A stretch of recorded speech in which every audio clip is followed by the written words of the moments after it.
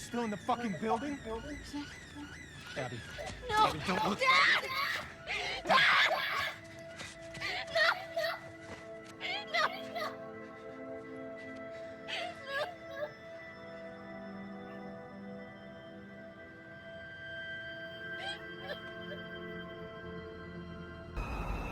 What?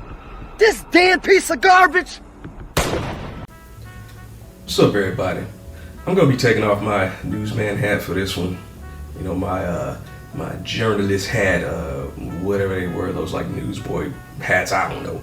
But anyway, with the release of The Last of Us Part 1 for PS5, I figured I'd, speak on it a bit, get some things off my chest, so to speak. Now, let me start off by saying that I love The Last of Us. First game is phenomenal. Story, graphics, acting, all top-notch stuff, man. As for part 2, I like it well enough, I guess. It's pretty to look at, and it's fun to shoot things, so, ain't got no problems in that department. But to be honest, it's like the controversy surrounding this game, before it was released kind of, I guess, colored my expectations of the finished product.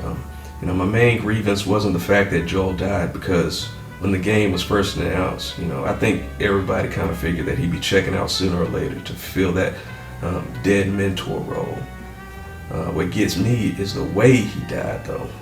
More specifically, what led to his death. And I ain't even referring to Abby, her involvement in this exclusively.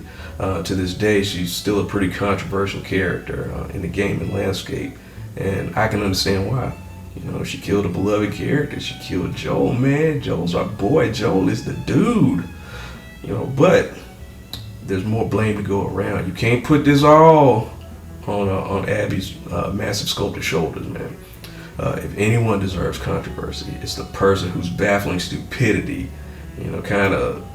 set her on a warpath, which eventually led to The Last of Us 2.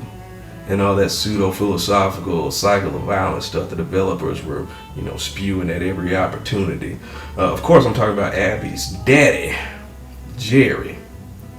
In The Last of Us Part 2, he's propped up as this genius doctor, yet the moment he needed to put that big brain to use, he chose the path of the mindless henchman.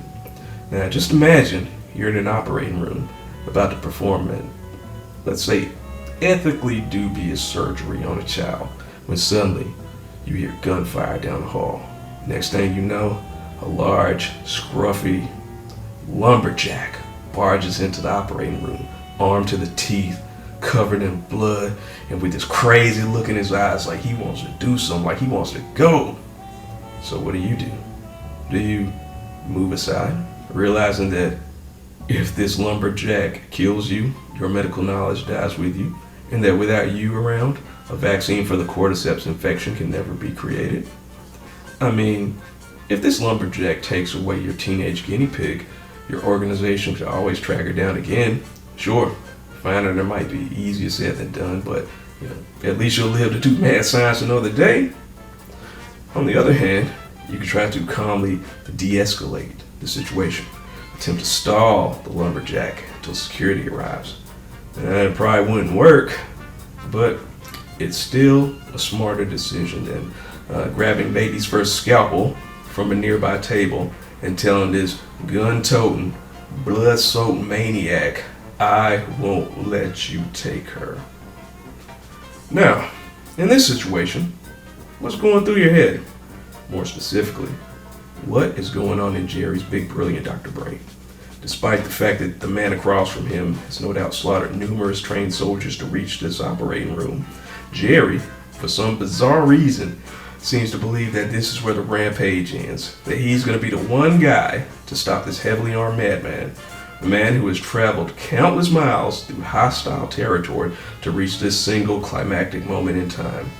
He believes that he will somehow succeed where packs of raiders, infected, and military troops have failed, placing all of his faith in blind conviction, false bravado, and a tiny-ass scalpel.